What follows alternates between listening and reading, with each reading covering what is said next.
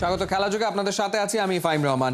BPL spot fixing এর অভিযোগ ওঠায় এনামুল হক বিজয়ের দেশ থেকে নিষেধাজ্ঞা চেয়েছে অ্যান্টি করাপশন ইউনিট, এমন খবর ছড়িয়ে পড়ে শনিবার সকালে। সন্ধ্যায় এক বিবৃতিতে নিজেদের অবস্থান পরিষ্কার করে বাংলাদেশ ক্রিকেট বোর্ড। বিসিবির বিবৃতিতে বলা হয়েছে এমন কোনো পদক্ষেপের কথা তাদের জানা নেই। রহমান পেয়ারের রিপোর্ট।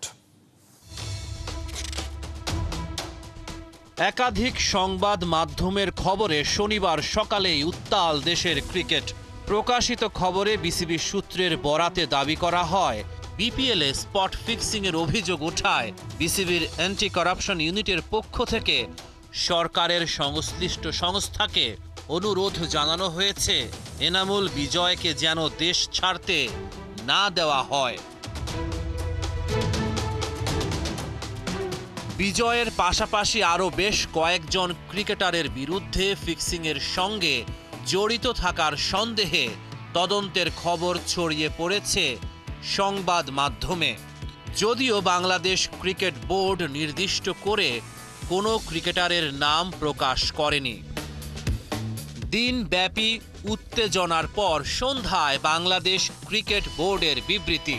বিপিএলে স্পট ফিক্সিংয়ের অভিযোগ ওঠায় এনামুল হকের দেশ ত্যাগে নিষেধাজ্ঞা চেয়েছে অ্যান্টি কারাপশন ইউনিট, এমন খবর উড়িয়ে দিয়েছে বিসিবি।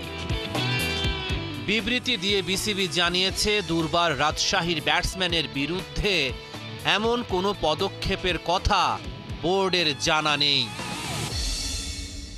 বিসিবির বিবৃতিতে বলা হয়েছে, বিপিএলে স্পট ফিক্সিংয়ের কারণে এনামুলের দেশ ত্যাগে নিষেধাজ্ঞার বিষয়ে কিছু জানা নেই তাদের। ৩২ বছর বয়সী এই ক্রিকেটারের এমন কোনো নিষেধাজ্ঞার বার্তাও বিসিবির কাছে আসেনি। এ ব্যাপারে নিজেদের প্রতিক্রিয়া জানিয়েছে cricketers welfare association of Bangladesh, কোয়াব। BCB জানিয়েছে, অ্যান্টি কারাপশন ইউনিটকে তদন্তের কাজে সহযোগিতার জন্য বিসিবির পক্ষ থেকেও একটি স্বাধীন তদন্ত কমিটি গঠন করা হবে। রহমান পেয়ার, ৭১।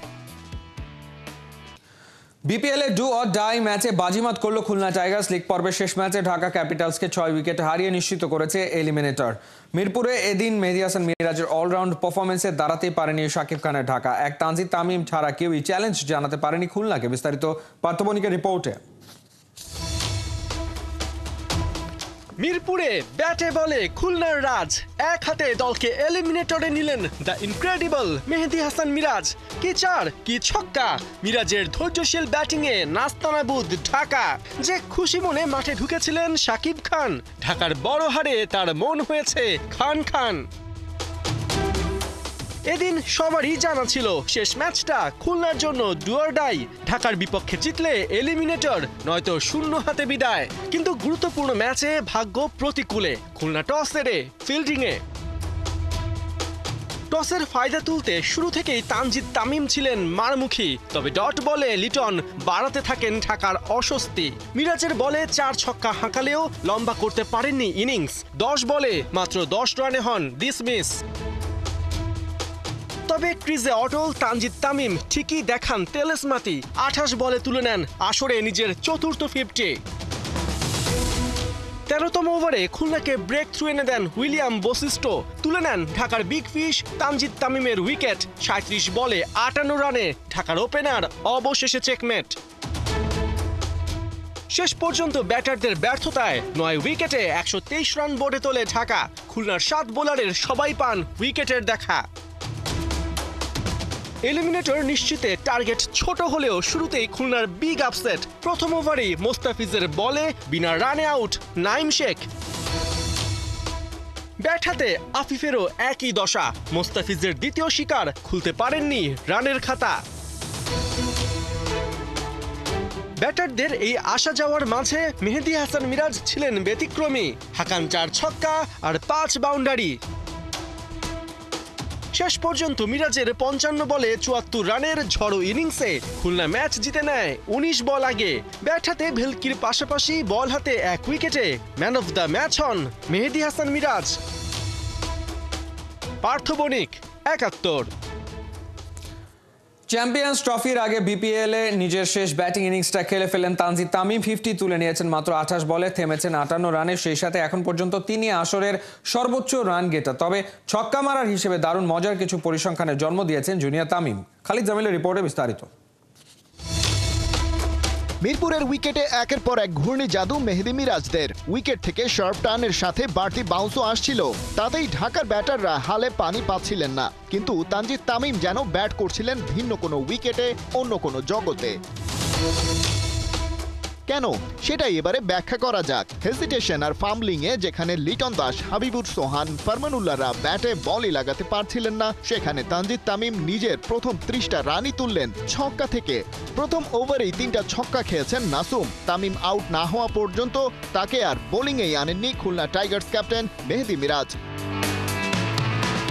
বাকিদের ব্যর্থতায় নিজের দায়িত্ব নিয়েছেন। ভালো বল সমীহ করে উইকেটের চারদিকে বাজে বলের সুযোগ কাজে লাগিয়েছেন সমান তালে। এমন টার্নিং উইকেটেও 7টা ছক্কা মারার পর পেয়েছেন একটা বাউন্ডারি, সেটাও আসে অ্যাক্সিডেন্টলি ইনসাইড এজ থেকে। শেষ পর্যন্ত অবশ্য বশিস্তর আরেকটা টার্নিং বলে 58 রানে থেমেছেন জুনিয়র তামিম। ক্যাচ তুলে দিয়েছেন জিয়াউর রহমানের হাতে। সব মিলিয়ে ওই 7 ছক্কার সাথে একটা বাউন্ডারি নিয়েই ফিরে গেছেন সাজঘরে। শুরুর দিকে স্ট্রাইক রেট 300-র কাছাকাছি গেলেও যখন আউট হলেন তখন নেমে আসে 157-তে। তাও বা কম কিসে? সম্ভাব্য সেঞ্চুরিটা না এলেও তামিম যখন ফিরেছেন তখন তিনি বিপিএল এর এই আসরে সর্বোচ্চ রান গেটার। এই ইনিংস দিয়েই নাইম শেখকে টপকে চড়েছেন লিডার বোর্ডের শীর্ষে। চলতি বিপিএল এ তার স্ট্রাইক রেটও ছিল যথেষ্ট হেলদি। পার 100 বলে 142 করে রান তুলেছেন। 12 ইনিংসে ব্যাট করা তামিম ম্যাচ প্রতি করেছেন 48-এর বেশি। মোট 4টা 50-র সাথে একটা সেঞ্চুরি, এর মধ্যে একটা 90 রানের অপরাজিত ইনিংসও আছে। এই যখন বিপিএল পারফরমেন্স, তার নেক্সট মিশন চ্যাম্পিয়ন্স ট্রফির লড়াই, যেখানে টপ অর্ডারে তার ওপরেই সবচেয়ে বেশি ভরসা করেছে বাংলাদেশ। তামিম ইকবাল অবসরে, সাকিব আল হাসান দেশান্তরী, সৌম্য সরকার অধারাবাহিক। জুনিয়র তামিমের ঢাকা ক্যাপিটালস পার্টনার লিটন দাস এখন টাচে থাকলেও চ্যাম্পিয়ন্স ট্রফির ট্রেন মিস করেছেন। পারভেজ ইমনের এখনও ডেবিউ হয়নি ওয়ানডেতে। ব্যাট হাতে দারুণ করলেও ঢাকা ক্যাপিটালসকে তামিম হাজির করতে পারেননি বিপিএল এর প্লে অফে। তবে বাংলাদেশ দলকে কত দূর নিতে পারেন সেটাই দেখার অপেক্ষা। খালিদ জামিল, 71। আক্ষেপের শেষ নেই সাদমান ইসলামের। নিজের চেয়ে কম মেধাবী হয়েও অনেকে বিপিএল এ খেলছেন, অথচ সেই সময়টায় সাদমান লাল বলে নীরবে নিভৃতে নিজেকে প্রস্তুত করছেন। সেখানেও তার শঙ্কা লম্বা সময় পর টেস্ট খেলা নিয়ে। নাইন বিন জসিমের রিপোর্ট। আমি যখন আন্ডার-19 ওয়ার্ল্ড কাপ খেলে আসলাম তখন শুধু আমাকে লাল বলে যেমন 4 ডে খেলতে পাঠিয়ে দিত, বা কোনো ওয়ানডে হইলেই আমাকে আর ওখানে বিবেচনায় রাখতো না। অ্যাজ এ টেস্ট প্লেয়ার আপনার অনেক দিন পর পর একটা হঠাৎ করে ম্যাচ আসে, এটা খুব ডিফিকাল্ট হয়ে যায়। যেমন এখনই আমার প্রায় অলমোস্ট 2 মাস হয়ে যাচ্ছে, কিন্তু আমার কোনো কিছু খেলা হচ্ছে না। ঠিক মাঠটার মাঝখান দিয়ে সাদমান ইসলাম, যাকে কিনা আসলে টেস্ট ক্রিকেটার হিসেবেই আখ্যায়িত বেশি করা হয়, যার কারণে এবারের বিপিএলও তাকে দেখা যাচ্ছে না। মাঠের মধ্য দিয়ে আসলে বেরিয়ে আসছিলেন ইনডোরে প্র্যাকটিস শেষ করে, সেটাও লাল বলের প্র্যাকটিস। সাদমান ইসলাম এই যে এত বছর, অর্থাৎ সবশেষ খুব সম্ভবত আপনি 2017-তে বিপিএল খেলেছিলেন, 6-7 বছর তো হয়ে গেল, 6-7টা সিজন মোটামুটি শেষ। আপনি এবারও আসলে বিপিএলে খেলতে পারছেন না। মাঠের মধ্য দিয়ে যখন হেঁটে যাচ্ছেন, সব কিছু দেখছেন, উইকেট প্রস্তুত হচ্ছে, ওভারঅল সব কিছু দেখে কি একটু খারাপ লাগে না যে অনেক ক্রিকেটার আছেন যারা কিনা আসলে ওভাবে বিপিএল খেলার মতো ওই কোয়ালিটির না, তারপরে তারা খেলছে, কিন্তু আপনি বাহিরে আছেন, খারাপ লাগে না? প্রায় তো 5-6 বছর হয়ে গেছে, আমিও তো মোটামুটি ইউজড হয়ে গেছি। দেখেন, আমি যখন আন্ডার-19 ওয়ার্ল্ড কাপে হায়ার করে আসার পরে আমি হয়তো এই টিমেও আমার কখনো ওয়ানডে ম্যাচ খেলা হয় না, বেশি হলে মানে একটা ম্যাচ আমার খেলা হয়েছে। তো হয়তো বা এই টিমে খেললে বা প্রিমিয়ার লিগে আমি মোটামুটি যখনই আমি সুযোগ আসছে আমি ভালোই খেলা ট্রাই করছি, আর মোটামুটি অত খারাপও হয়নি আমার যতটুকু। তো এটা হয়তো বা আমাকে নিয়ে হয়তো বা যখনই আমি প্রথম থেকে আন্ডার-19 খেলে আসছি, তো টেস্ট খেলতে খেলতেই যে কোনো ওয়ানডেগুলো কোনো খেলা হয় নাই, যার কারণে আস্তে আস্তে একটা চলে আসছে যে শুধু লাল বলেই খেলি। এটার জন্য আপনার কাছে মনে হয় না যে আপনার দোষটা কম, বাহিরের আনুষঙ্গিক বিষয়গুলো বেশি আসলে দায়ী?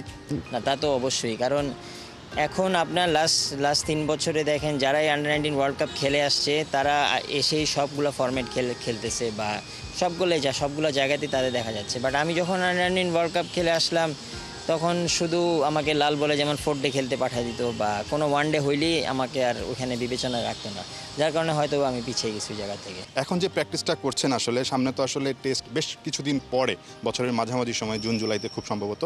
সো এই যে লম্বা সময়ের একটা ব্রেক, মানে লাল বলকে ঘিরে আপনি প্ল্যানিংটা কি করছেন? সবশেষ যে টেস্টটা খেলেছেন আসলে ওয়েস্ট ইন্ডিজে, সেখানেও ভালো পারফর্ম করেছেন মোটামুটি।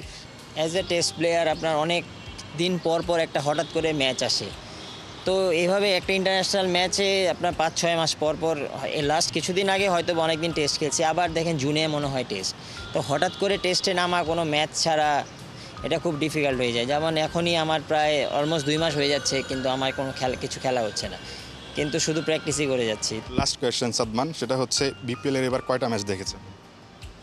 আমি 5-6টা ম্যাচ। কম কেন, মানে দেখতে ইচ্ছা করেন?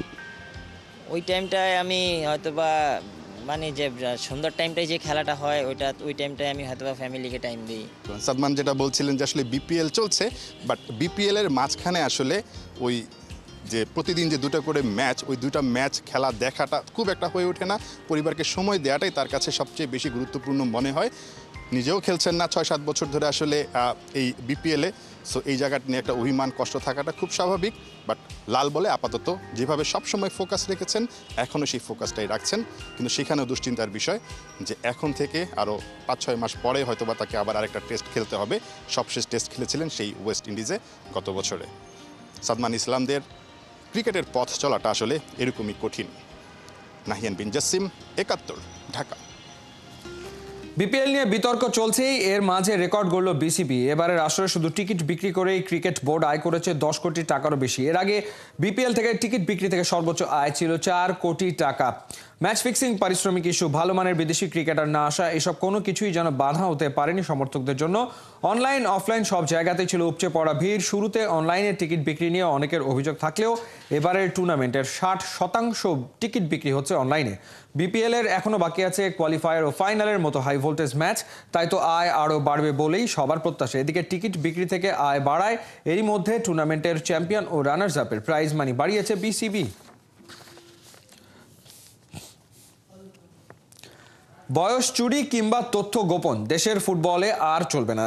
অনূর্ধ্ব 15 ফুটবল লিগে তথ্য গোপন করায় ব্রাহ্মণবাড়িয়া জেলার 8 ফুটবলারকে নিষিদ্ধ করেছে বাফুফে। বয়সভিত্তিক এই লিগ নিয়ে ব্যাপক আগ্রহ বাফুফের। তৃণমূলের ফুটবল তুলে আনতে পৃষ্ঠপোষক ইউসিবিএল। আগামী 3 ফেব্রুয়ারি কুমিল্লার শহীদ ধীরেন্দ্রনাথ দত্ত স্টেডিয়ামে শুরু হবে চট্টগ্রাম 1 জোনের খেলা, যেখানে প্রাথমিক ধাপেই ব্রাহ্মণবাড়িয়ার 8 ফুটবলারের বয়স চুরি ধরা পড়েছে।